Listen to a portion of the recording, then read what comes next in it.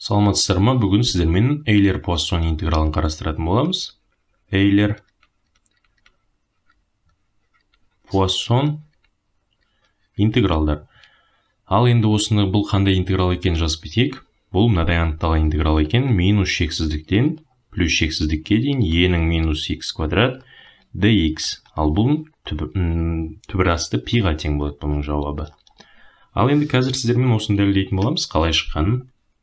Бұны бастамас бұрын мен мынадай берілген минус шексіздіктен меншіксіз интегралды e-нің минус x квадрат dx-ті i деп белгілейік. Сонымен енді осы i-ді квадраттайтын болсақ, не шығады екен, соны жазып кетейін. Яғни мына меншіксіз интегралдың жауабы бізде сан шығады ғой. Сонда одан оны i деп белгіледік. Демек онда бұдан сан шықса, i-ді квадраттаса, онда ол осындай екі интегралдың көбейтіндісі болады ғой. X квадрат dx келесі минус шексіздіктен плюс шексіздікке дейін e-нің минус y квадрат dy дейік. Өйткені бұл жерде айнымалыға байланысты емес қой. Бәрібір мынаны x-ті y ауыстыра берсек те, бәрібір оның жауабы анықталған интеграл болғандықтан соңында бірдей шығады. Сонымен бұны енді ары қарай жазатын болсақ, мынау екі еселі интегралға келеді екен. Міне минус шексіздіктен плюс шексіздікке дейін, келесіде минус шексіздіктен плюс шексіздікке дейін, енді e-нің минус x квадрат қосылған y квадрат дәрежесі және dx dy-ға тең болды. Міне мынадай екі еселі интегралға келдік. Ал енді бұны енді ары қарай есептеу үшін полярлық координаталар жүйесіне ауысайық. Сонда x-ті ро косинус фи деп белгілейміз және y-ті ро синус фи деп белгілейміз. Енді сәйкесінше dx dy деп отырғанымыз ол ро dy-ға тең болады. Ал енді ро дегеніміз қандай? Оң сан ғой. Демек онда ол 0-ден плюс шексіздікке дейін болады. Ал енді фи деп отырғанымыз 0-ден 2 пиға дейін болады екен. Сонымен осыларды енді орнына қоятын болсақ, 0-ден 2 пиға дейін, келесі 0-ден плюс шексіздікке дейін e-нің міне x квадрат плюс y квадрат дейді. Мұны екеуін квадраттап қоссақ, онда бізде ро квадрат қалады. Яғни минус ро квадрат дәрежесі, келесі ро д фи екен. Мынаны есептейтін болсақ, енді мына роны дифференциаласына кіргізіп жіберейік. Сонда бұл тең 2-ден 1 интеграл 0-ден 2 пиға дейін д фи 0-ден плюс шексіздікке дейін e-нің минус ро квадрат дәрежесі және дифференциалының асты ро квадратқа тең болады. Сонымен енді бұның мәнін есептейтін болсақ, d фи 2 пи енді 0-ден 2 пиға дейін деп тұр.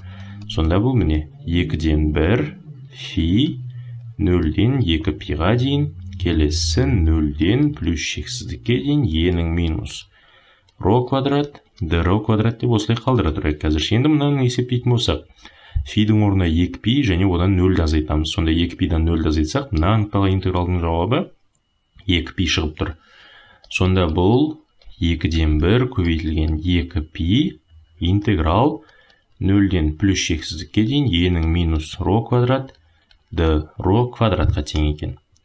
Міне мына 2 мен 2 қысқарып бізде пи ғана қалды. Ал енді мына меншіксіз интегралды есептеу үшін лимитқа ауысайық. Лимит а ұмтылғанда плюс шексіздікке e-нің минус ро квадрат д ро квадрат дейді. Сонда бұл былайша айтқанда мына интегралға тең болып тұр ғой. e-нің минус x dx. Бұны есептейтін болсақ, ол минус e-нің минус x плюс с-ға тең ғой. Міне осыны пайдаланамыз қазір. Сонда бұл жерден минус e-нің минус ро квадрат 0-ден а-ға дейін болады міне. Ал есептейік бұны. Бұл тең, мына жерден жалғастырайық. Пи көбейтілген, мына минус таңбасын мен қазір бірден мына пиға көбейте салайын. Минус пи деп. Одан кейін лимит а ұмтылғанда шексіздікке e-нің минус а квадрат дәрежесі азайтылған e-нің 0 дәрежесі болады. Сонымен а шексіздікке ұмтылса, e-нің минус шексіздік дәрежесі деп отырғанымыз ол мынадай ғой. e-нің минус шексіздік дегеніміз 1 бөлінген e-нің шексіздік дәрежесі, ал ол 0-ге ұмтылады. Сонда мынау 0-ге тең екен бұның шегі. Сонда бұл минус пи 0 азайтылған 1, мынау минус 1, мынау минус пи. Екеуін көбейтеміз, пиға тең болды. Ал бұл нені білдіреді? Сонда міне мына анықталған интегралдың квадраттасақ, ол пиға тең екен. Яғни, міне i-дің квадраты пиға тең болса, онда бұдан i деп отырғанымыз түбірдің астындағы пиға тең екен. Ал енді i дегеніміз неге тең еді?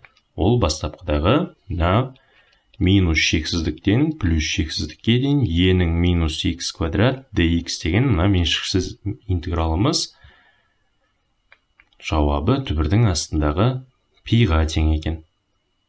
Ал енді осыны тағы да басқаша қалай жазсақ болады?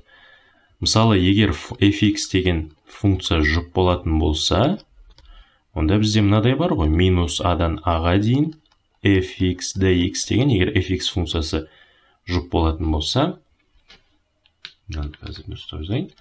онда ол 2 еселенген 0-ден a-ға дейін fx dx-ға тең болады деген. Сонымен міне мынау бізде жұп функция болғандықтан, бұны жазатын болсам, мен тағы да басқаша міне минус шексіздіктен плюс шексіздікке дейін e-нің минус x квадрат dx дегеніміз 2 еселенген 0-ден плюс шексіздікке дейін e-нің минус x квадрат dx екен. Ал бұл неге тең еді міне? Минус шексіздіктен плюс шексіздікке дейін e-нің минус x квадрат dx деген түбір асты пиға тең болған. Сонда міне мына екеуін теңестіретін болсақ, бұдан 0-ден плюс шексіздікке дейін e-нің минус x квадрат dx дегеніміз түбірдің астындағы пи бөлінген 2-ге тең екен. Және де қасына тағы да жазып қояйық. Минус шексіздіктен плюс шексіздікке дейін болса, онда ол түбір асты пиға тең екен. Сонымен міне сіздермен Эйлер-Пуассон интегралын дәлелдедік.